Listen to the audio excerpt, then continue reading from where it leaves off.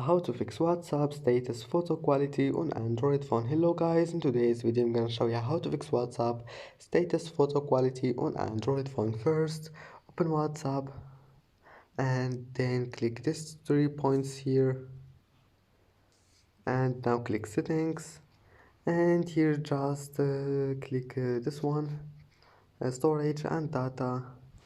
Now here we'll find this one. Wait, where is it? Scroll down, here we'll find it, photo upload quality. Now just make it best quality and click OK. And that's it. Now just try again and your problem must be fixed, and if that doesn't fix your problem, just restart your phone and try again. And that's it for today's video.